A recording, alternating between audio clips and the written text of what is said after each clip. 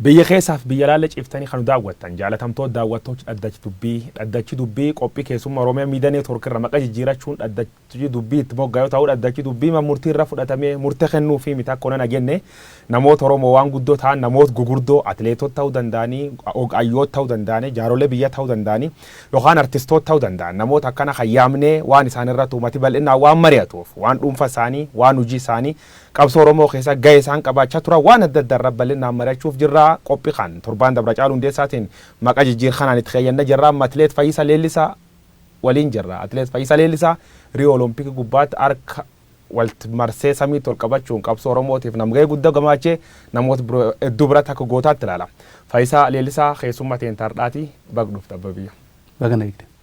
Fayyisaa Leellisaa waggaa 3 dura jechuun 2017 Olompikii Riyoo irratti harka walitti qabdee Oromoo protest geechaadhaan sun uummatatti agarsiifte. Achiin duub miidiyaaleen bal'inaan waan kan kee odeessaa turan.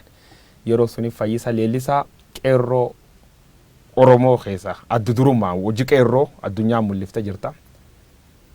Gaafas qeerroo siin jedhan amma maal siin jedhan Fayyisaa? Ammas part of qeerroo. Bareeddu qeerroo. Qeerroon kun gamisii dhaabbilee siyaasaa akka daraman jiru, hojii adda addaa akka bobba'an jiru, waan adda addaa kee jiran ammaan tan qeerroon kun. Paartilee siyaasaa kee jirta? Injiru. Ayya. Dhugaa. Tokkolee kee injirtu? Injiru. Fayyisaa Leellisaa PP edee namni odeessi jira. Paartii biyyi bulchi biltsiginnaa dabalameedhaan odeessan fayya dhugaa. Maal seete? Namni beektaa dhiibee gara ittiin barbaanne si geessa. Yeroo tokko dhiibbaan hoo baay'atu dhugaa godhee si argamsiisa sammuun namaa kun yeroo baay'ee hin ho'a waan ta'eef. Akka itee seentu si gaafata malee namni miti ani fakkeenyaaf ani ogummaan qabu ogummaa guddaadha. Bakka raginaa kanas galee bakka cubbuudha jedhee yaada bakka siyaasa kana olmoos cubbuudha bakka. Siyaasaan cubbattee amantaa? Cubbuudha. Oduu beekanii ilma uummata ofii wal ficcisiisu oduu beekanii uummata ofii akka dararamu gochuu cubbuun kana caalan jiru. Kanaaf poolitikaatti nama. Yeroo baay'ee qondaaltota mootummaa waliin mul'ata. Ispeeshaalii Taakkalee Uumaa waliin miidiyaa gubbaatti yoo mul'attin argina. Abiyyi Ahmad illee waliin yoo mul'atti argina. Dabri Jawaar Mahammad illee akkasuma waliin hin mul'ata. Namoota hedduu waliin. Abiyyi masaara mootummaa isaalleetti hidhattee waliin si arge turan illee walitti dhiyaatan jaala muummichi ministeeraati. Isa duwwaa miti. Namuu kan wajjin walitti dhiyaata. Amma maaltu jira beektaa? Wanti biyya kanatti hin baramiin. Ani inni tokko irraa dhoowwachuu barbaada. Yeroo baay'ee bakka ani namoota biyya keenya kana akkamitti akka jijjiiraman duwwaan na dhibee beektaa agama. Ani fakkeenyaaf nama ispoortiiti, nama siyaasaa miti. Isa sanaan wal lolan qabu, isa kanaan wal lolan qabu. Isa kana bira waan dhaqee inni tokko bilbila naan kaasu gaafa itti bilbila. Isa kana bira dhaqxee inni biippi ta'ee boru sitti gadi yaa'a sooshaal miidiyaa kanaan jecha maaltu isaan galche bakka hin barbaade waan dhaqee. Yaa nama siyaasaa miti. Taakkalaan ana waamu. Taakkalaan yoo barbaade na waamu. Taakkalaan Uumaarra odoon ta'e ani 2008 2009 irraa qabeen beeka Taakkalaa Uumaa akka hiriyaatti jecha. Akka hiriyaatti odoon aangoo manarra waliin bahin jecha. Abiyyiinis immoo eegumaan akkas 2017 inni gara miidiyaatti fuula isaa arguu jalqabe nama waan gaarii dubbatu nama qabsoo Oromooti waan gaggaarii dubbatu ammallee fakkeenyaaf Borosoona waan na waameef nan dhaqa. Ma fakkeenyaaf Dr. Mararaa Guddina, Profeesar Mararaa Guddina na waama ta'e nan dhaqa. Isaan kunis Oromoodha. Nan dhaqa bakka Oromoo mana Oromoo hundayyuu nan seena. Malee yaada ideoloojii warra siyaasa isaan oofan akka atileetii tokkooti. Atileetii qofaa miti. Nam siyaasa Oromoo keessa waan ga'ee qabduuf gaafitan si gaafachuu dandeenya. Qabsoo Oromoo waggootaaf qeerroon itti wareegamtee gochaatu gootu suni daqiiqa muraasa keessatti addunyaa bira fudhatan waan argisiisee fi kanaafuu poolitika siyaasaa waan si dhibuuf gaafas itti dabalamtee tolchiti. Ammoo siyaasa akkamitti ilaalta? Siyaasa amma keessa jiru? Siyaasa amma keessa jiru baay'ee si dhiba. Karaa jalaas gudunfaan qabu gubbaanis hin qabu. Walumaa galatti jecha.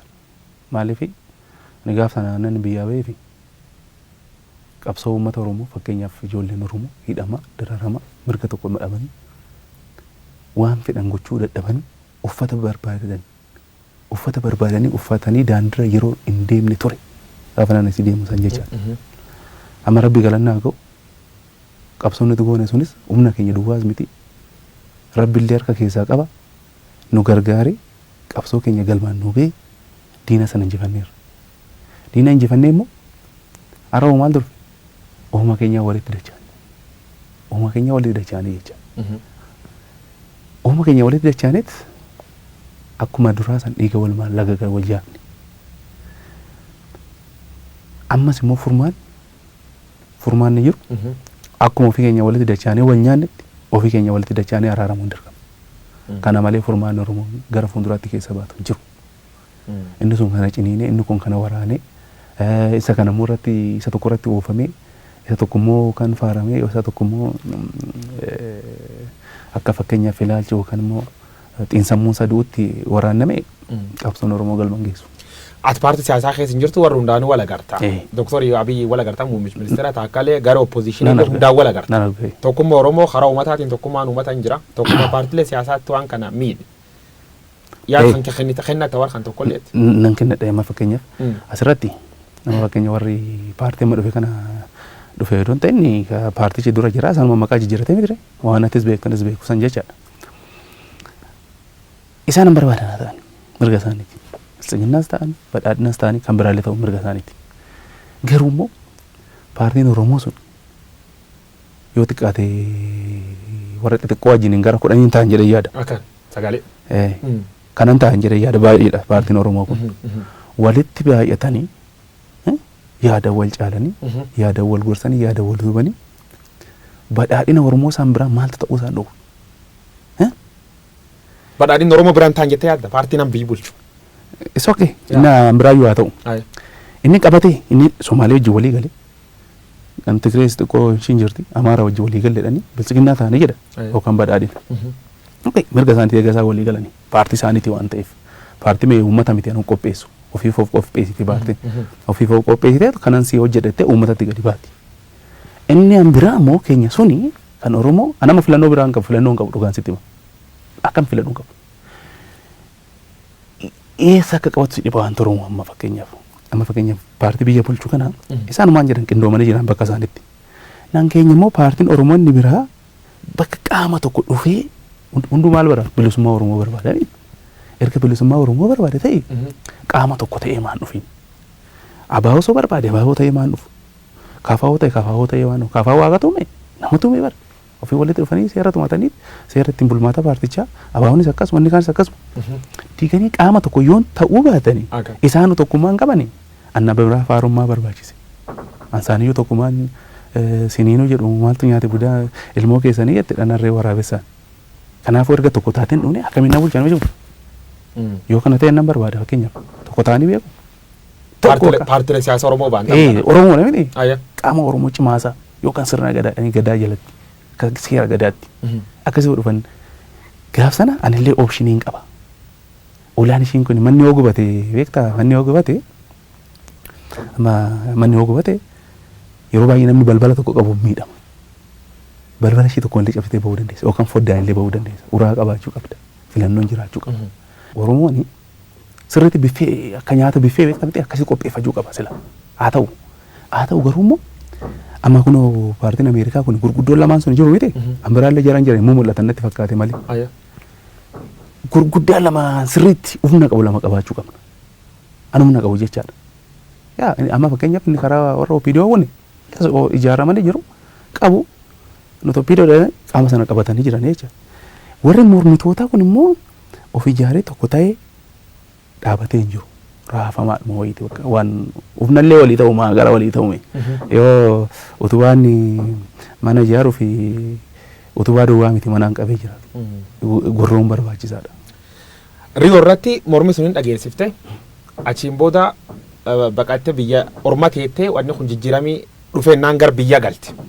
Eegee gar biyya galte Oromoo waan durii dhaab wanni inni argatette akka sabaa wanni argatette ati himti jira. Wanti Oromoon dhabe baay'eedha. Wanti Oromoon dhabe wanti deebiin jedhamu hin jiru. Dhuguma kun dhugaa dubbachuudhaaf ani nan barbaada. Waan sana argachuuf jecha maaliif Oromoo waan ta'eef jecha.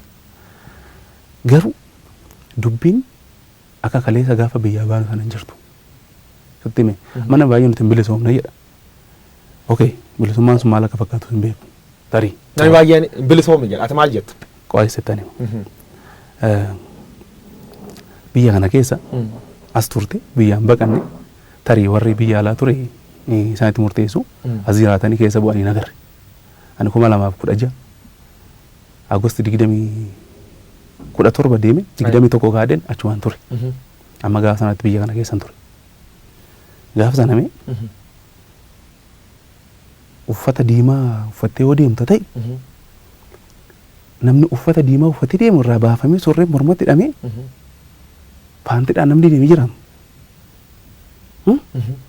Shurraabii yoo ta'e waggaa federaalaa argame akka nama booksii seenuudhaa ka'e kan morma wal baafachuu qophaa'etu jira bari. Kan biraas guuteera. Wanati beektu wanati beeku jecha. Har'amoo miidiyaan biyya kana keessa jiru mee waan barbaade asaatarra. Kuni waan tokkicha gaafa sanaan turre. Lukti odoo firiidamiin jiru ta'e waan an argee waan an taajjabisiite TV keessa kanarraayis. Taajjabisiin sirrumasi waanuma ta'e agarsiise TV'n dogoggora tokko hin qabu waan dhugaati waan ifa ta'e mul'ate. Amma gaafa Jawaarii rakkina akkasii na qunnamedha isaan birmachuu sana illee dhufeera dhuguma. Garuu guyyaa sana kitaabni ida'amu yookaan maddammariin suni gubatee ture. Ji'a tokko OMN kitaaba namicha sana hoggaa gubatu TV'n agarsiisa ture. Namni cufee jira TV kana. Kun jijjiiramni jiru taate. Jira. Jijjiiramni jira. Isa kana waliin arganna ka. Jijjiiramni miidiyaa jiraachuu danda'a. Jijjiiramni miidiyaan of course miidiyaan bilisummaan hojjechuu danda'a. Jijjiiramni uummata akka dhumnu jijjiiramni kan jalqaba haa uummataatii miti. Fakkeenya mirga lubbuun jiraachuu paartii fedhan deeggaru Oromiyaa keessatti waan paartii fedhan deeggaraniif namoonni ijjeefamuu manneen gubachuu bal'inaan miidiyaaleen gabaasaa jiran. Manneenidhaas akkuma durii deebi'uu hoommatu opposiishiniin ibsa baasan irra yoo argite.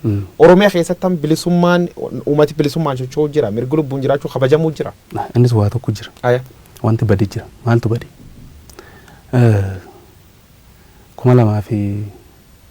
2018 miti biyya kana dhumne sun. Gaafa dhumnu 2018 no 2019. 2018 gara dhumaan fakkaate. Gaafa dhumnu hunduu galee ani xiqqoo ishee tureen dhufe. Namni hunduu walii galee akkaataa isaan walii galanii hin beeku. Ani namaanis waliin mari'anne ejjennoo mataa kiyyaati gara biyyaatti deebi'uudhaaf addi bilisummaa Oromoos dhufuudhaan dura gaafuma namichi kun gara aangoottis ba'u waraannis bosona guute tokkichuma. Waraanni bosona guute ani immoo baay'een gammadee gaafsan. Gaafa waraanni adda bilisummaa Oromoo akkas ta'e hojjaabsan magaala gaafa namman. Maaliif waliin ta'anii diina kan ofirraa waraanne tokkummaan Oromoo cimtee waraanni keenya san poolisii Oromiyaas ijoolleen dhiirra akkas fakkaatu sun ijoolleen Oromoos waggaa dheeraa bosona keessa turte walitti dachaa ture baay'ee gammachuu guddaa natti dhaga'ame. Achi dhufee waraanni sun bosona seene tokko kunis tokko kura. Waraanni sun bosona seenuu akka wanti sun dabalee gara fuulduraa duuti akka biyya kana keessatti dabaluu godhe. Maaltu jira? Waraanaa fi waraana gidduu namni duun beekamu hin duuta. Firiidamii illee wal dhuguu dhabda amma gaaf sana. Kanaaf Oromoon gammaduu sayin amante jechuudha. Du'aa jira bari. Sirriitti du'aa jira malee. Sirriitti du'aa jira. Inni kunis ni maata. Inni sunis ni maata.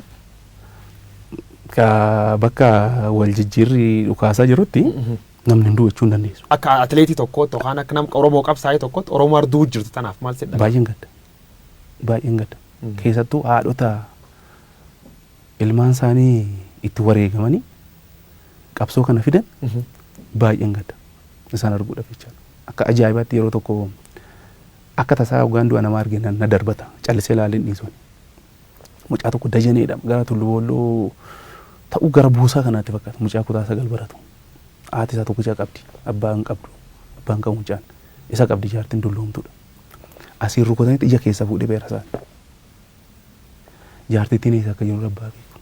Yoom ta'a kuni? 2015 2015 keessa. Atti fakkaata. Ija keessa fuudhanii akka ulee isaa qabateeti. Daftara isaa akka qabateeti iji keessa baatee. Warreen akkasii qabsoon Oromoo kana ga'uuf baay'ee na gaddisiisa. Kuni ta'uu isaatiif jechaadha. Oromoon akkatti du'ee itti dhiigee narra du'aa already waan argan narra odoon du'ee wanti argee jira. wanti itti gammade jira waan arra badullee jechaadha badeeyyuu haa jennu diina sana injifadhee ta'u garaan kun qabbanaa'ee nagaluu kooti gaaf sana nageenaan hunda barbaachisa jechaadha. Arras immoo yoo ta'e maaltu dhufa sin fakkeenya warra miidiyaa kun nama fakkeenya fidanii iddoo kanarratti namoota siyaasaa bakka rakkinni qabu jira. Namni rakkina qabu kun nama sadiitti himuu danda'a. Tokko yookaan Abiyyi yookaan Lammaa Magarsaati yookaan Shimallis Abdiisaati namni sun akka tokko sitti himu bakka tokko waan jiraniif. Lama Daawud Ibsaati. Sadi Jawaar Mohammad. Jarri kun odoo tasgabbeessanii namni hin du'u. Bakka gumaa Oromoo hambaasu isaan kana. Akkanatti hin gaafadha. Fedhii dhuunfaatiif amma Oromoo wal nyaachuu jirtee yaadda Fayyisaa? Of course. Maal biraa. Anama fakkeenyaaf waan achitti natti hafe baay'ee jira. Biyya alaa sanatti jechaadha hoggaan yoo kana deemu waan ittiin hojjechuu danda'u maatii kollee gara fuulduraa akka itti gargaaru nama sirriitti waa hojjechuu danda'u. Biizinasii cimaa keessa yeroo jedhu waan argadhus beeka. Dhiiseen deeme. Maaliif? Rakkina uummata kiyyaa faayidaa nan ofii mana kiyya taa'ee nyaadhu sun naan caalu jedheetan itti murteessee seeni. Arras immoo amma akkatiin jiraatu beeka waggaa afurmoo beekatu fiigicha addaan kute bare. Anaa maraatoonii moo argite beektaa? Moo hin beeku? Maraatoonii tokkichaan kaadde achumatti annaa maraatoonii fiigicha gaggabaabdu malee jechaadha. Maaliin jiraattan matee? Jechuun waan hundura hojjetadheefaa jirti. Yoo tanafaa maallaqa iyyaa lafa baay'een bibbitadhee ture. Jechuun gurgureetuma nyaadha gama gaafa dhumtutti. Laf gurgurtuma laf kennanii fedhan waan dhuunfaa sirra kakeessa Fayyisaa Leellisaa investariidha. Investarii konkolaataa kanallee qaamumsuun bitee fi lafallee kondoomineemillee dhuu qabdaadhaan Fayyisaa. Si ani odoo naa kennani kondoomineemii odoo tokko fuudhan ani qabiyyee xixiqqoon jaaladhu. Garuu ani maatii rakkataa keessa xixiqqashuu kanamu waan miiliyoona 2 miiliyoona 3 5 baaftu kanamu hin barbaadu. Maal jedhama maqsa Oromoo tokko seeti. Dhugammachaa'u iyyoo mandaalachaa'u yookaan guddaallee dakumaa qabanii magaalaatti oduu naa kennani tarii haa ta'u keessaa na baafti. Birriin manaa qabu namarraa hin barbaadu. Birrii xixiqqoo birriin mana kiyyaa qabu manaa hin barbaadu. Anummoo lafa sii kennanii suni anaa kennanii ammallee anaaf haa kennanii garuu lafa fudhanii rakkina lafaa hin qaban. Gaafa biyya kanaa deemu lafa kaartaa 10 qaban birrii kiyyaan bitadhee. Kaartaa 10 qaba gaafa birrii kiyyaan bitadhee. Lafa eegan jaaladhee maafan dhiisee deeme gaafsan. Anaan lafas miti lafti ni aanofte dachee waan taate barbaaddees ta'u odumaan fudhee jechaadha. Don fudhee. Inoo gara fuuldura investimentii. Investarallee maaniin sun naan seena gara fuuldura seenuu jira isaa. Yoo seente lafti tolaan sii kennamu hin jiru. Kaffaltee liiziin fudhatta birrii guddaa kaffalteeti. Xiqqaatu miiliyoona 30-40 kaffalteetiin fudhattu lafa. Tolaa oduuti isa kana shunkurtii facaafadhu namni sii kennu hin jiru. Kanaaf odoo fudheeyyuu odoo Oromoon naa kenne ani investiin godha. Ilma Oromoo tokko itti qacaara. Arrakkate immoo waan qabuuf deemina Oromoo gargaara uummata kun gargaara. Fayyisaa dhabaa kanarraa maal fuudhoo kan na gargaara yaa Oromoo kun laala rakkadhee jechuun hin danda'amne miti kamtu jaala. Fayyisaan qabaatee isaan gargaaru moo uummata koo gargaaru moo? Fayyisaan rakkatee gargaarsa gaafachuu. Fayyisaan rakkatee gargaarsa gaafachuu caala. Inta ishi Abiyyi Ahmad yeroo dabre beeta mangisti deemte turte balaasi mootummaa achi footoo waliin kaatanii jirtan. Badhaas wayi sii keen waan dhuunfaa waan saba waan isa wal mari'atan jirti. Badhaan naa kennamte. Badhaasa Nabiyyu doon ta'in ammulaatu tashoomaa ture. Ammulaata yoo Olompikii sana badhaasa kana nama hundaaf kenname tokkoffaa warra baanii warra warqee fidaniif miilee tokkoof tuqaa shaniif konkolaataa wayii ta'uu natti fakkaate waan akkasii kana. Ani immoo warra lammaffaa fidaniif qarshii 500 isuma ijoolleen akkam fudhadhuu quban qabu ani. Cross country ijoolleen qabxii gaarii qopheessaniit qabxii gaarii fidaniit affeeraan achitti godhameef akkan affeera sana irratti argamuuf na waaman jalqaba. Badhaasa warri oosan ani ijoolleen gaafa fudhatte san isa naa kenne namichis nama birrii namaa kennuudhaaf nama waamu miti nama ilaalcha akkasii qabu miti hoggaan itti ilaalu nama yaada namaan beekta nama hojjete jijjiiramu sammuun isaa akkasitti nu badheen akka nu badheetti. Ani birrii lafaa kan naa kennan kumni 500 immoo akkuma duratti hin jedhani maallaqa xixiqqoon jaalatu maal ittiin hojjetta fanaan jedha ture miili.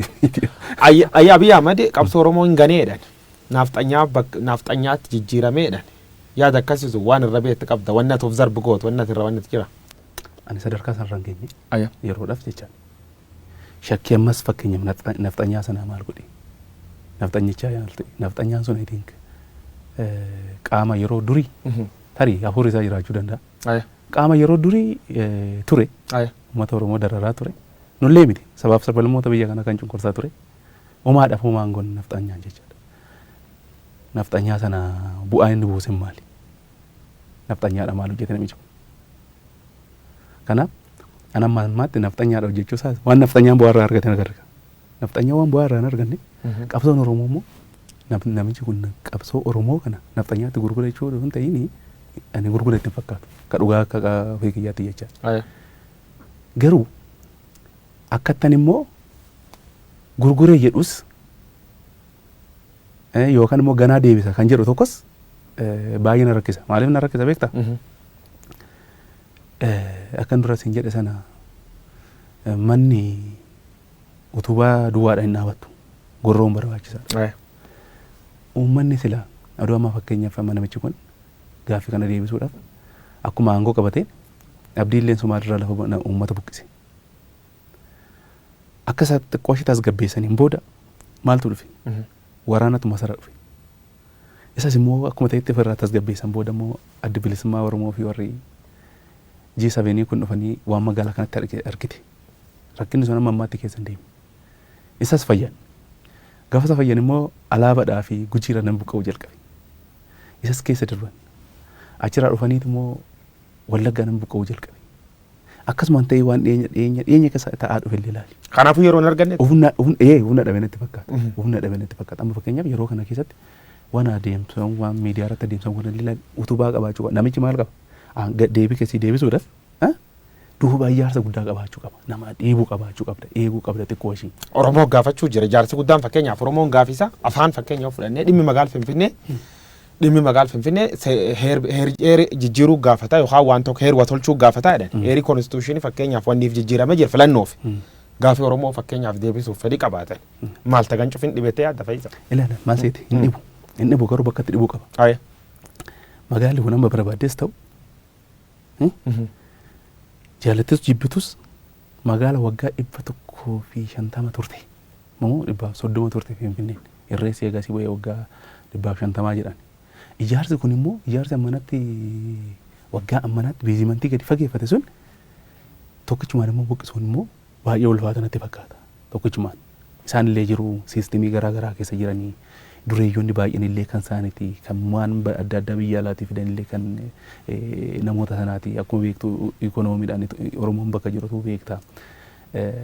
Adeemsuma keessa odoollee keenya qaaman namicha kana duuba hoggaanni kuu achitti dhiibanii hin godhadhee yaada akkasii odoo Oromoon eege dhiphisuu baatee akkas daddarbuu baatee qabee haguma yoona haga waggaa tokko ittiin dabale waggaafin Oromoon dubbanne ta'e anis wajjin hanga waggaafin Oromoon deemne ta'e jechaadha. Namicha kanaaf sappoorti gochuun dirqama jechaadha. Agam kennuufi qabnaa ittaan fakkeenyaaf gaaffii Oromoo deebisu muummichi ministeeraa. Amma yoona iyyuu gaadha odoo tasgabbaa'ee jiraate jechaadha. Amma yoona amma itti jirru kuni namni abdii sirraa qabaatame. Namni abdii sirraa qabaata. Jibicha moo dallaa keessatti beekuudha Oromoon. Jibicha moo dallaa keessatti beeku. Maali? Jibicha sana abdateera jechaadha. Sirriitti eeggachaadha jibicha kana kunuunsaa namoolee kennaa fi waan inni nyaatu okaa ittaama. Akka inni bakka inni ga'u sanaan ga'uu barbaada jechaadha. Kan inni irraa eegee uummatarraa. Eega kana ta'e amma yoona nu gahaa ture. Maaliif duuba waanta jiru laali. Wayyaaniin bakka isheen itti jirtu laali. Jarri isaan sunis bakka isaan itti jiran laali. Oromoo gaaffii isaan itti jiran laali. Iddoo kam dhaabbattu jettaati fakkeenyaaf. Mee gaaffii akkamitti deebita iddoo kanam biyya bulchuun jira Gibxii ilaali. Bakki rakkina hin qabne jiru. Kana keessatti kanaa itti murteessuun qabu. Ammallee taanaan harka keenya jira. Biyya keenyas deeffachuudha. Maaliif nageenya naa ta'u malee humnaanis hin fudhanna waan keenya jechaadha.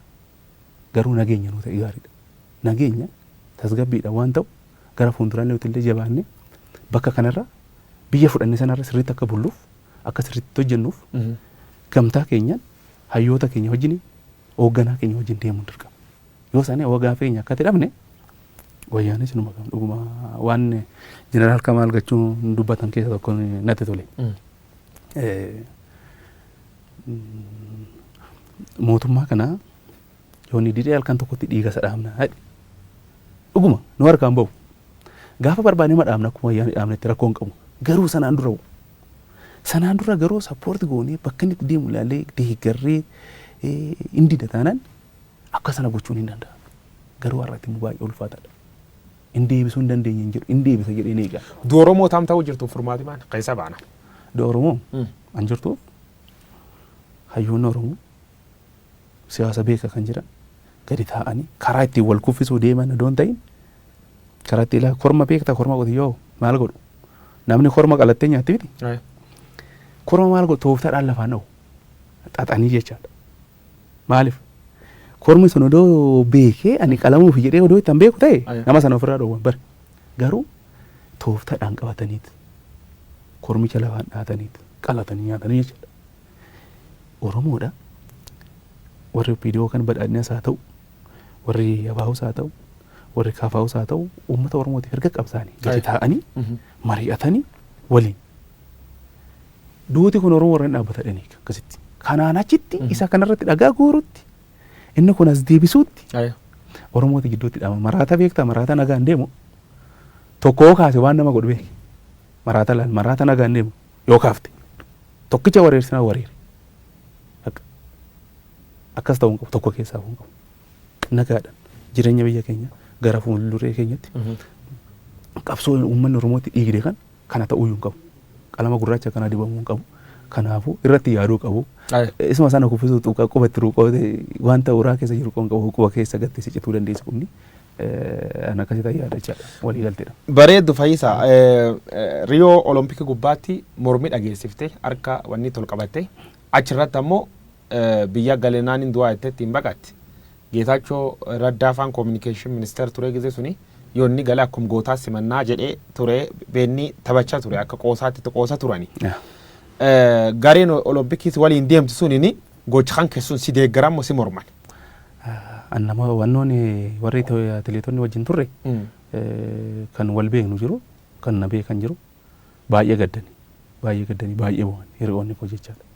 Namoota gurguddaadhaallee ka'eetti kan akka Ajjiifaa Gammaduufaa Turiila Dinqaafaa imimmaan isaanii buusanii amma na geggeessanitti baay'ee ture. Ana kamiimmi fa'amoo jiru. Ana kamiimmi si baatu fa'a jechaadha. Isaan immoo baay'ee jibbanii kan na jibbis jira. Kan immoo dhokseetuma immoo naan jedhu irraa dhoksee akka namni nagarreetti harka gadi godhateeti naan jedha dakkanumatti jechaadha ol hin baasu. Ana akkasiis ture. Kana ture. Ati achumaan kaatee biyya laatti wanni jettee eegisuun ammoo biyya laa baqattummaan jiraate waan miila keezii miila tokko qabdaa jedhanii miili kan keessa dhukku maalti ta'e? Miilli keenya kuni torbanitti kiiloomeetirii 100 sirriitti kaachuudhaaf aga 180 aga 200 cufuu qabda. Sanii ol illee hojjetama wanti tokko jecha kanaaf namoonni tokko baay'ee ciccimoo ta'anii hojjetu kana. Kana yoo taate malee maraatoonii successful ta'uu hin dandeessu yeroo baay'ee. Yoo kana taatu immoo dhiigni kee kun keessatti amala itituu qaba baay'inaan dhiigni kee sa'a 2 fi yookaan immoo kiiloomeetira 45 fa'aa tireeningii irra turre waan ta'eef dhiigni kee kun gad deema maasajjiidhaan seeraan deemuu qaba aayisbaatii baay'ee fayyadamuu qabda erga isa fayyadamtee immoo maasajjiidhaan sirriitti si diriiruu qaba jechaadha. Ani gaafa achi deemuun akkanaa achi hin jiru faranjoonni immoo dandeettii akkanaa qabanii baay'ee diippi maasajjii barbaachisaa maasajjiin lukii atileetotaa kuni balaa kanaatiif kan keessa waggaa tokko ture amma immoo xiqqoo ishii naaf hooyyee dhibeen kunis dhufee akka tan jira jechaadha kun. Kanaaf amma akkan gabbatte. Akkatti bareedee.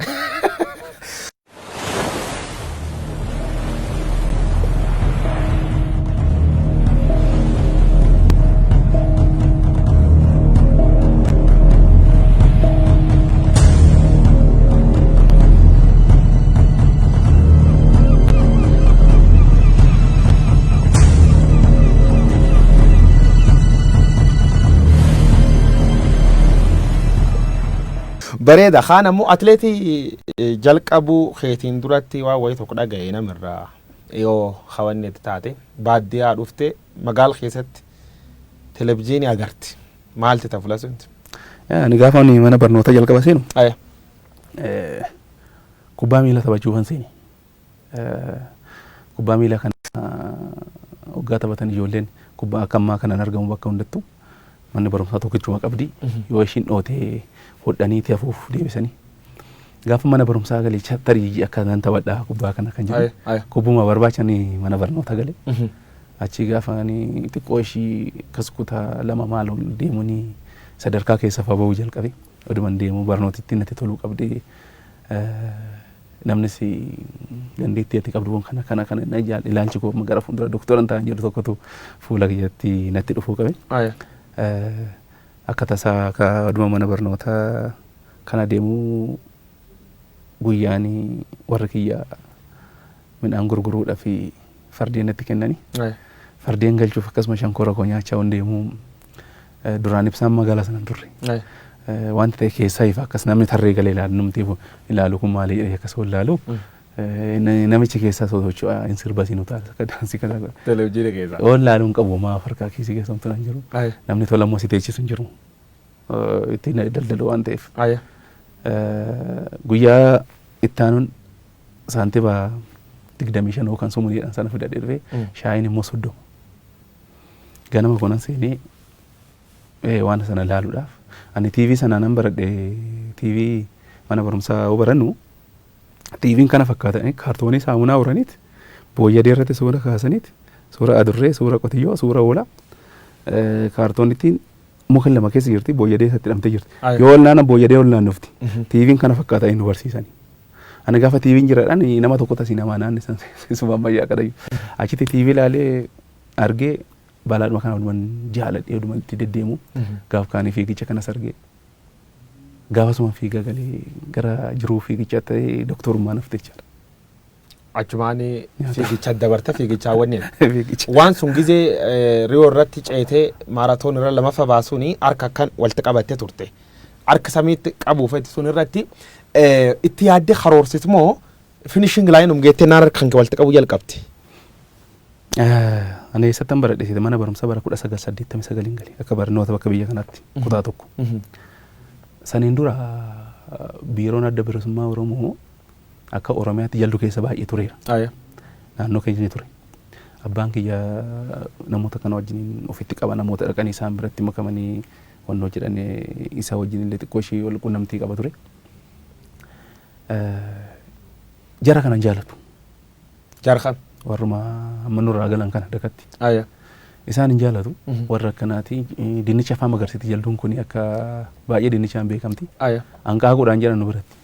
Hanqaaquun lafa keessaa kan yaa'uudhaan jedhan. Achuma nyaata nyaattee dhugdii yoo nyaatte maas hin gootu jibba isaaniif qabu isaan irraan jibbuu qabe gaafa mana barnoota qabu immoo barattoonnis jiru. Wanti kun jalqa sochiin kun hin jijjira. Asii adeemsu koo achuma keessatti natti guddachaa deemee gaafa baay'ee natti dhagama alaabaa kana afaan kaasuun ture yooni olompikiin sana durallee ani meedaaliyaa naasaa fideen ture biyyaaf jechaadha maraatooniidhaan. Yoo sana sochiin kunis baay'ee waan hin taaneef natti dhagama yeroo baay'ee waan hin jaalanne tokko waan uummanni keessirraa hin jaalanne tokko yoo ati jaalattu yoo ati kana baattee kaatu namni hin jaalatu hin gammadu beektaaf silaayi. Oo sana deeguu Koriyaa irratti sadaffaa bahe baatanii nattiin fiigaa turan. Nattiin fiigaa gaafa turani akkuma diduudhaaf rakkisaadha beektaa miti. Akkan baadhee olii gadi kaadhuuf achumatti kufe beekaa dhibame dhee akkuma reeffaa bakka mataatti uffatani. Alaabaa jechuun alaabaa Itoophiyaa. Achitti akkuma nama deena irratti gobinaan fooxaa adii tokko irraan dabaladhee ajiin jira koociin kiyya wanta kana suuta inni irraa kaasin jedheen hin barbaadu irraa fuudhee. Ka dubbiin ishii kan odoon ta'in gaafas 2011 dubbiin kun taate achi gara ri'oo kanas immoo amma dubbiinis cimtee dhiibdee dhuftee carraa akkanaa akka malee itti hojjedhe waan kanatti dura shaakalallee akka malee itti hojjedhe gaafanii olompikii Itoophiyaa ga'u kuni murtii kootiin jedhe beeki. Bakka hin tolchaa'etti. Hin godha bakka. Kuni murtii kooti mucaan kiyya waggaa 2 ture gaaf sana. Amma gaafa hiriira kun wasii sanatti jecha. Haadha isaa malee mucaan kun nan jaalatu. Xiqqoo yoo waa ta'e immoo beekta waan ani gochuu barbaadu ifattan nama keessatti dubbadha.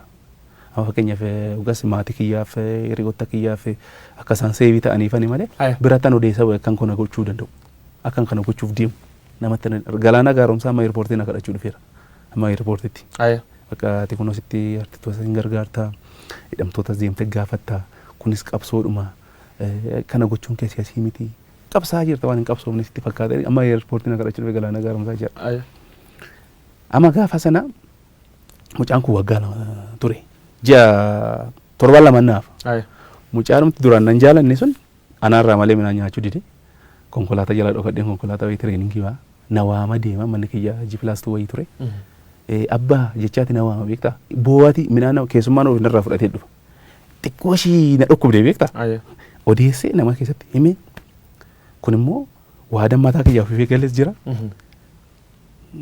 na dhukkubi mucichi midhaan nyaachuu dideen mana jiraachuudhaan gaafaanii muree yaadni kunniin itti ejjannootti godhe sun akkasitti deemee galma ga'ee rabbis milkeessee anaanis kanaan na geechaadha. Faawundeeshin kan kennuun Fayyisa Leellisaa Faawundeeshin eegi dhaabataan hojii jalqabee jira.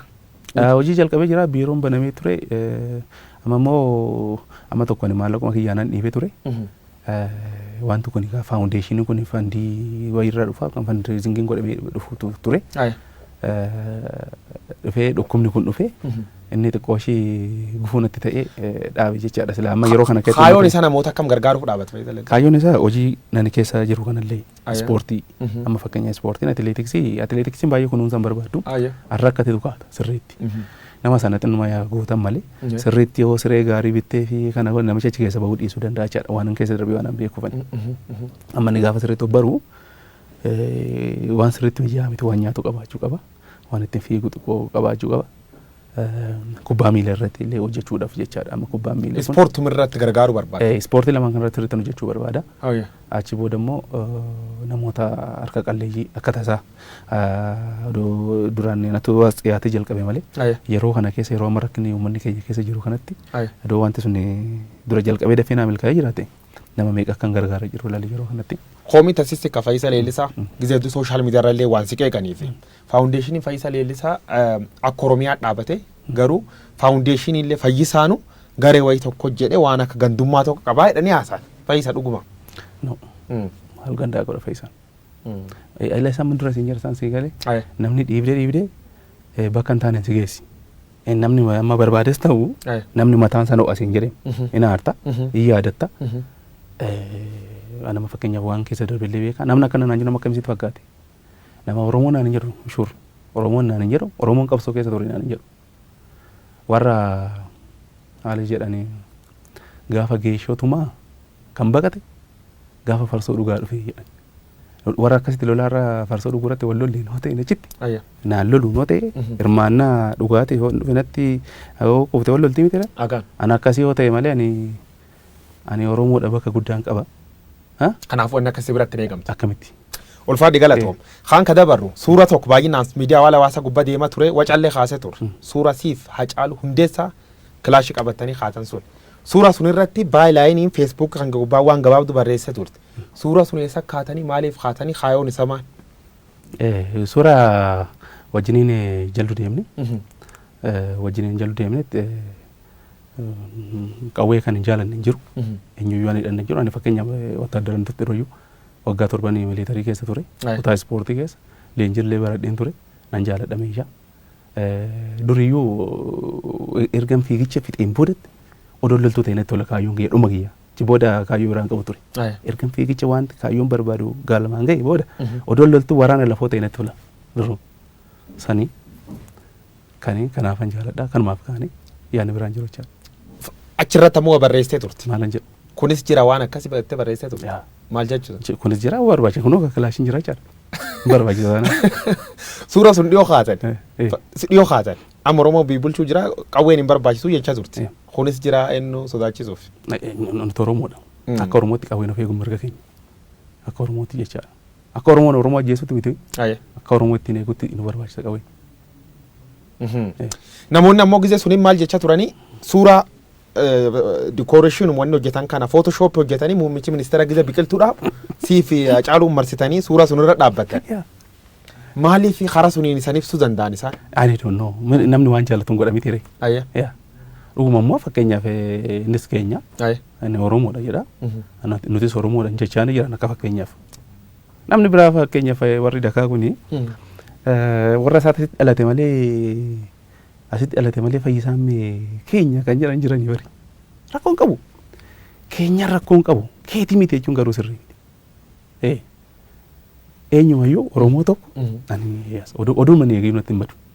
Bakka wanta gorfamuu dandeenya. Wanta irraa jibbamu. Qeequunis garuu gaariidha. Kan Oromoo nama qeeqaa kan jiru kuni akka gaaffisa gara fuulduraa argaa gochaa jira. Innis bayeessa. Ciisuunis barbaachisaa miti. Ciisuunis barbaachisaa miti. Bakka qulfiin jabaatutti jabeessuun dirqamuma. Na gammachiisas nama gaaffii gaafatu, uummata gaaffii gaafatu, uummata mirga isaa beeku uummanni Oromoo gaafachuun sirriidha garuu deeggaruun immoo utubuun immoo barbaachisaa. Akkasii godhu. Paartiin badhaadhina kan biyyi bulchuu jiru qabsoo Oromoo kan nuti qabsoomneef Qatar geessicha agarsiiftee waan jajjabdu hojjetteef sun bakkaan nu baasettee yaadda. Abdii akkasii warra irraa qabda. Ani rakkoon qabu. Yaa baasuu baatanis qabna. Nuti maaltu nurraa eegama? Akka kiyyatti jedhu odoo paartii Oromoo ta'e. In tasgabboofna, in dhaggeeffanna. Masii fi Kiristaanoo Roonaaldoo beekta? Hin beeka. Maal waan ta'aniif beekteeti jara kan? Taphattoota ciccimoo lama waan ta'aniif. Waan sirriitti kubbaa taphataniif. Nuti immoo maali? Deeggartoota harka rukuttaa eenyutu taphatee hojjette Kiristaanoo taphatachuu danda'e tapha isaa laalta jechaadha.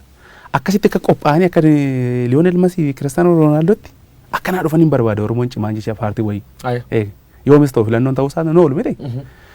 Akka Kiristaanoo fi dhufanii inni kun sirriitti taphattoota ilaaleen isa kanas immoo ilaaleen isa sirriitti taphatan deeggaree jechaadha. Bareeddu. Kaani garwanii si deebisa gara atileetota gizereef atileetota gargaaruu faawundeeshiniin kan kakun dhaabate. Atileetoti barisan jirtaniif ammaan tanaalii warri kee jiru.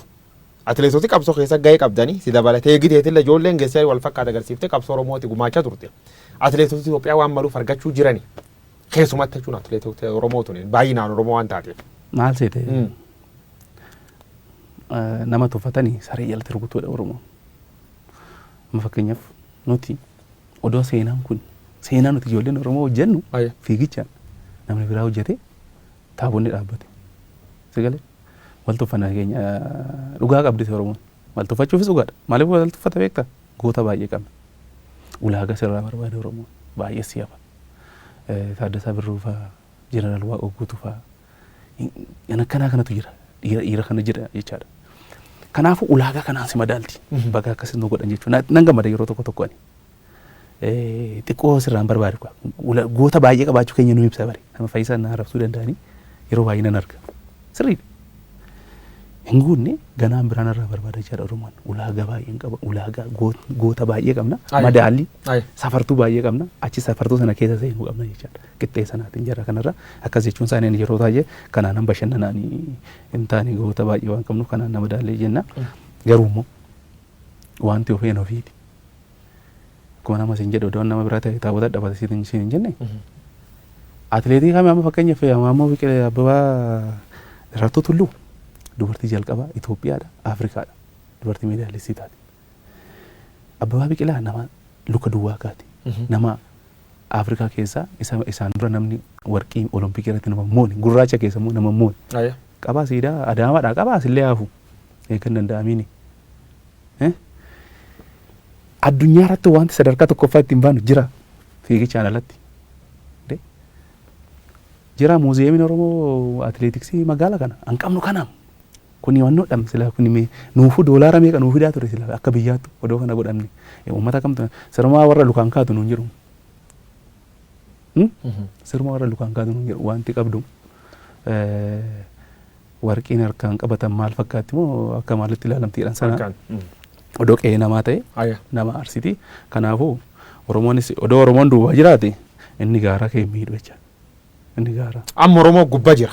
Miidhaan sun jijjiirama argattee atileetoti ammaan ta'an. Waan mala sun am godhuu hin danda'ani fakkeenyaaf. Atileetiin maal barbaade seeti? Kan inni barbaadu dirree ispoortii. Bakka sanatti akka konkolaattonni hin baay'anne akka nama meeqa du'aa irraa si'achi sabbataa fi sandaafaa kanatti jecha. Kanumatti irraa barbaadu baay'ee namarraa hin barbaachisu. Kan guutaniifi? Kan guutamuufi qabu ishuma kana duuba. Ishee guutamte agamma? Hin guutamne. Hin guutamu konkolaataa kanutti ilaalachaati kaanna walitti bu'aatu kaanna. Namni du'ellee jira ijoolleen caccabdellee jirti. Kana keessatti jirra jechaadha. Kanaafuu addunyaarraa wanti ittiin sadarkaa addunyaa keessa nuti jirru sanummoo nuyi. Waan ofii jabeeffadhaa. Kanaafuu waasii duubaa jabaata anaan fakkeenyaaf salwaan gaatu naan jedhu. Yes, lukaan gaadhe. Luki koo waan baay'ee keessa na baaseera. Luka immoo kan hooggamu mataadha. Ni rakkoon qabu. Nan gammadaa qeeqas nan fudda. Abbabee Biqilaa nam gurraacha yeroo jalqabaatiif faanduwwa akka Itoophiyaallee akka Afrikaallee warqee argate. Siidaa tokko daammaan qabuu jetti. Siidaan Minilik faam goototee gamma akkuma Itoophiyaa goototee hedduun harma ijaaraniif jira warri Itoophiyaatiif. Ati Fayyisaa Leellisaa siidaa Minilik moo siidaa Abbabee Biqilaatti Finfinnee kee jiraachuu qabettee yaadda? Ana akkamitti laala beektaa waa'ee kana ceesifte amma. Amma ana Abbabaa Biqilaa jiraachuu qaba. Siidaan Abbabaa Biqilaa jiraachuu qaba. Nama seenaa hojjete yaa fudhannu nama seenaa hojjete Abbabaa Biqilaa. Nama yakkan hojjenne nama seenaa hojjete. Siidaan isaa jiraachuu qaba. Sirriitti ol guddate. Meetira baay'ee dheerate jechaadha. Siidaa sama naannoo Birbessa goora jiru. Siidaan nama sanaa. Namni sun maqaa yaaba. Yakka qaba. Minilik asee Minilik. Yakkas qaba. Seenas qaba. Namni biyya kanaa maal ta'e beektaa hayyoonni keenya. Amma yeroo tokko nan tuffadhaanu. Hayyuu eega ta'e rakkina biyya kana keessa jiru erga furuu hin dandeenye hayyoomuun isa kami. Amma ani seenaa namichi sun seenaa lama qaba. Jaalannu jibinu seenaa lama qaba Minilik. Warri Minilik jaalatanii seenaa inni yakka hojjete dhoksu. Inni nuti immoo warri miidhamne aan inni gaarii hojjete sin dhoksina. Sila maal taasiiti akka yaada kiyyaattan seenaan hin dhokattu jirti. Fiiyyitiif dubbatti waan ta'eef amma gara Arsii kanatti. Odoo ragaan barbaachise jaarsi Arsii xiqqaatu waggaa 150 amma gaafa Minilik kan taa'ee ilaaleen dhabamu. Waggaa 130 waan akkasii na fakkaata. An taa'ee ilaaleen dhabamu. Ragaadhaaf bara san cituusa armii muramuusa namni dhumuunsa jira kun ifa namni gocha namicha kanaa immoo gaarii hojjete jedhu sun yakkan hojjenne bayeessa jedhu suni dhaqee jara kana gaafate hayyuun anjara sanaas warra faarsaniis warra jibbanis walitti dhufe seenaa qoratanii seenaa namoota wareegamaniif kanaaf immoo isaanis dhiira waan falmataniif du'ani waan falmataniif kanaafuu seenaa wal bira qabnee ilaaluu qabnaa jettati wal bira qabnee ilaalla tangabaaf siif fita seenaa kana maal goota seeti gaafa seenaa kana irratti walii galte jalqaba eessa dhaqxeeti wanna goota iddoo ilmi namaa itti harki murame san inni gootummaan du'e rakkoon qabu isa harka akka hin dhageetti gaafa harkii fi harmi muramu walgahii teechisanii walgahii keessa wal goranii jiran andirree lolaatti dhume hin jiru guulallee kana caala dhume hin jiru dhumuudhaaf uummata tuulamaa kana caalaan dhume hin jiru dhumuudhaaf jechaadha dhumee dadhabee dhume hin rukutamee dhume dippiloomaasiidhaan waamaniit uummata sun harka raajite yakki kana caalu jiru yakka baay'ee guddaadha gaafa kana beekne kanarratti walii galle maal goona seeti beekamtii dhaqxeet siidaa sana jala ajigoo odoon ta'in abaaboo keessee fi yaadannoo sammuu gootee fi biraa deemta. Gara seenaa namicha kanaatti moo dhumnu biyyi kun hin jirtu biyya kana akka biyyaatti hin dhaabeessa. Yakki isaallee Jibuutii fi Galaana Diimallee dabarsee gara biraatti kennu. Innis akka biyya gurgureera kunis akka isaa keessatti argama. Gaarummaa immoo Oromoon fardaan haa lolu. Oromoon akka barbaadee eeboo naa injifatu. Waraanni kana gaafa namicha kana tooggan. Waraana dawaa jechuun. Yaa kireediitiin ansaati. Ansaa ta'a. Biyya kana ijaare kun seenaa isaatiin an taa'u jechaadha. Kan irratti waliin galan. Meeqa garaan kan dhumnooti. Muummichi ministeera warroota akkasii wanni dhaabee fi jedhan gootota Oromoo jajjabduun adda jirtu sun tokkollee osoo yaaditi warroota suni dhaabee jedhan. Muummichi ministeera dogongora hojjetattee yaadda. Ani dogoggora ta'uus danda'a nu hojjeta ilma namaati. Dogoggora hogan dogoggora namni hojjetu maal dogoggora dogoggora dogoggoruus hin danda'a sirriis ta'uu danda'a. Garuu akka yaada kiyyaatti anumtu gaafa sana hariira. Gaafa uffata gurraacha uffata tokko suurri wayii baate sana akka kiyyatti yoollee an taa'u ta'e gaafa sana hin barbaachisu xiqqoo ishii ture achi siqee amma yaadaan siin jedhe kana gaafa namni akkatti walii galee yoo seenaan namicha sanaa hin dhaabbata ta'e dhaabbatu rakkoon qabu yoo namni walii galechaadha. Yakki isaa kana gaarummaan nu hojjete immoo kana gaafa yaanni badaan sammuu kiyya keessa bahee kee keessas bahee namni walii gale suni Gaafa nu dogo rakkoon qabu waan darbuu qabu doo ta'e baay'ee gaarii nam seena qabu kanaafu siidaa yoo dhaabatee akka rakkoon qabnaattiin feesbuuka kan irra waan ati barreessitu keessa televiziyoonii minilik irra waa barreessee jiru suma barreessee jiru. Ayya televiziyoonii sun hin mormiti. Nam mormi maaliif itti fakkaata? Ayya. Namni maal godhee beektaadha. Ayya. Waraana dirree isaa irra dhiibeet dirree keenya irra galchi. Isaan miti wal ajjeesaa ture dura. Nuti wal ajjeesaa irra as galchanii afaan qabatanii taa'u isaan laalarra. Waraanni ganda keenya irra ka'a. Walaatumtu hoggaashin dadhabdamoo hin dhagnaa fi kan jedhu kaayyoon TV sana waan nuti jibbinuuf waan nuti nama san jibbinuuf balaa TV kanaan immoo baay'ee waan haasofnuuf sagantaa nu qabsiisanii waraanitti as tursuudha fi shidirree keenya kan akka illee deebinee hararme san kanuma kaayyoon san nu wal lolchiisuudhaa fi nuti immoo maal goona gaafa san inni ibta amma nuti waan nafxanyaadha gaafa san iddoo seenaa qoranne namicha achi yaa dhufu malee waraana kan ijaarrate mashawaa kana keessatti abbichuu fi gulallee wal lolchiisee jecha nafxanyumti sunoo namni qabu achi baatee dhufee jiraatti fakkaatani keenyuma ture namni baay'een nafxanyaan Oromoo keessa jiru abbaan lafaa maali naan qawwee qabatan nama gabbarsiisaa ture hin jirume isaani waan nuti dhiibne amma fakkeenyaaf ani deebisu isaan weerartuudha hin jiru miti yeesumti weerartuudha jenne sodaataan weeraru miti gootatu weerara. Nuti weerartuudha hin jedha immoo akkasuma Oromoon weerartuudha kun waan dubbatamaa jirami. Anis weerartuudha yeroo na barbaachise. Isarratti waliin galaan. Isa sanarratti maqaa hoo kennaa fi deemte. Sitti dabalamaa deemte dubbiin akkaatii dalagaa miidiyaa kana maal akka namni wannoon godhanneefani. Anamma an jiru malee an du'een hin mormu jedhee tan jalatti barreesse waan sana barreesse TV kana wal rukuchiisuuf dhufe waan ta'eef. Akka namni keenya irraa hoo of eeggatuufani waan xixiqqoo aaduudhuma qalama diimaa wannoo gootee yoo as baafte kanuma lolaa baana nuti waan hin taane waan fayyisaa irraa homaa buusuu hin dandeenye laaloon bira darbee nan tuffadhaan. Homaa nan godhuun sodaadhu nafxanyaan achi kee namuu moroo koo cita malee. Tuffii eegin Abiyyi Ahmad dhufe nafxanyaan yeroo baay'ee Oromoo jechin ta'an jechi bar suniyyuu hin jenne arraba isaan jedhan numa rabsan sun hin beektaa miti. Nan beeka. Suni fayyadamuu jedhan sun saati amma malti. Immaltu inni seera qabachuu qaba. Seera mataa isaa danda'e bahuu fi qaba waan akkasii. Dura namicha Abbaabaa Tasfaayee jedhamu tokko miidiyaa irratti hin jiru. Miidiyaan sababa ittiin ari'ame qaba jaarsa sun miidiyaa irra. Ani ijoollee gorsa tokko daa'imatu dubbate waan akkasii jedhee akkas jedhu wayii dubbate balaa sanaan ari'ame. Kuni yoo haala kanaan inni adeema gara fuulduraatti tarkaanfiin namoota akkasii namoota sababa sablammii walitti buusan kana ispeeshaalii dirqama wanti fudhatamu tarkaanfiin jiraachuu qaba. Kallattiidhaan jechaadha. Maaliif amma biyyi kun tokko taatee deemtutti wal danda'uun dirqama. Dhuma irratti filannoon dhiyaachuu jirti. Jidduutti ammoo Oromiyaa keessa waan jajjabduu ta'uu jira. Namni du'u jira. Miidhaa adda addaa ta'uu jira. Maal jettaan qaamtu faan kanumaan finda. Ani wanti jechuun ni barbaadu. Akkuma dura siin jedhe sana.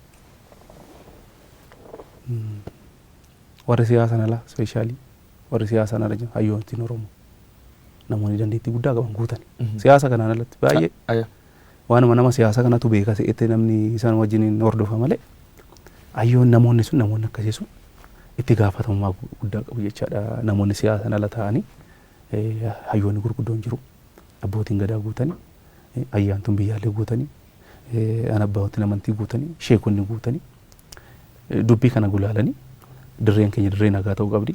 Waraanidha bakka duraa dhufetti waraanni bakka irra duudhaan dhufetti deebi'uu qabaa jecha.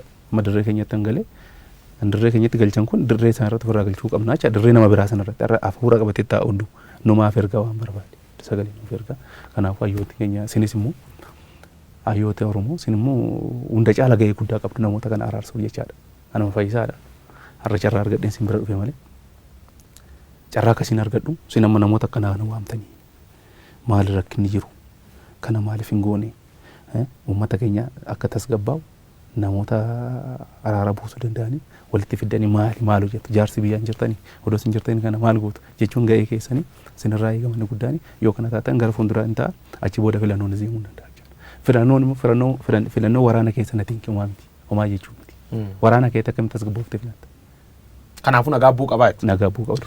Atileet Fayyisaa Leellisaa keessummaa ta'een taardhaa ture jaalatamtoota daawwattoota kabajamoo qophii dhaddachi dubbii biyya keessaa biyya alaa ciiftanii nu daawwattan waan waliigalaa jechuun siyaasaallee ta'ee akkasumas jireenya isaallee keessa waan muraasa ta'ee qophii dhaddachi dubbii kanarratti taardhaa irratti atileet Fayyisaa Leellisaa affeerra jirra. Fayyisaa Leellisaa atileetii Oromoo Olompik Riyoo irratti bar dubbiin jabaasuun harkool qabachuun qabsoo Oromoo addunyaatti agarsiisee nama Oromoo bila garatu guddaa qabu wanni adda addaa Facebook irratti hin kaati sulle irra yaamnee dubbimnee waan jira yaayyuu dhageettan waan nu daawwattaniif galata qabdu anguyyoo waaroo abba jirmaati torbaan keessummaa taanu dhimma dhibirraa qabannee dhumna agasitti ulfaadhaa galatooma.